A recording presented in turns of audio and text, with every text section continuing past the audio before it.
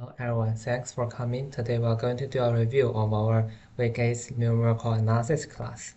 So in this week we talk about interpolation methods. We talk about two different types of polynomial interpolation. The first one is a Lagrange interpolation, that is to fit the values of a function on some specified points. The second one is a Hermite interpolation, that is to fit not only the values of the function but also the values of its derivative on some specified points.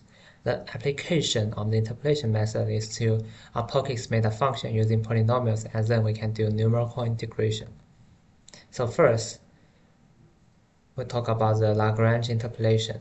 Given a set of interpolating points xi, as well as the function's values f of xi on those points. Now we suppose that xi's are distinct from each other. We wish to find a polynomial that will match the function's values on those points. We define the Lagrange polynomials Lk of x as the product of x minus xi for I does not equal to k divided by the product of xk minus xi for I does not equal to k. The properties for those Lagrange polynomial is that Lk of xi equals to delta ik. The delta function is delta ik equals to 1 if I equals to k and 0 otherwise. Then we can formulate the Lagrange interpolation of function Pn of x equals to the summation of Li of x times f of xi. In this way, Pn(xi) equals to f of xi.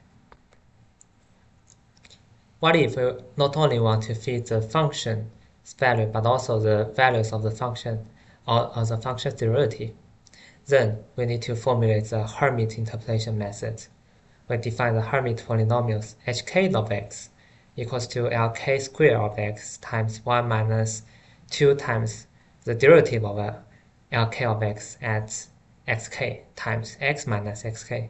We also have another set of polynomials, capital K of x, which is defined by Lk square of x times x minus xk. The properties for hk of x is that hk of xi equals to delta ik for I ranges from 0 to n. H prime of xi is 0. The properties for capital K of small k of x is that capital K of xi equals to 0 for I ranges from 0 to n, and capital K of xi equals to delta I small k when I goes from 0 to n. Then we can formulate the Hermite interpolation of a function as a summation of hix fxi plus kix f prime xi. So in this way, p2n plus 1 xi equals to fxi for I goes from 0 to n. p2n plus 1 xi p prime equals to fxi prime. That is the matching of the derivatives. Finally, we talk about the error estimate of using the Lagrangian or the Hermite interpolation method. So we wish to analyze the approximation error for the Lagrange interpolation error. Actually, we have Pn of x minus f of x equals to minus fn plus 1 c. So that is to take n plus 1 times derivative for f at some point c divided by n plus 1 factorial times a factor pi n of x. So here pi n of x is defined as the product of x minus xi for I ranges from 0 to n. For the Hermite interpolation, the error is given as p2n plus 1x minus f of x is minus f takes the 2n plus 2 times derivative of f at some point c over 2n plus 2 factorial times pi n plus 1x squared. We have the Ronch phenomenon.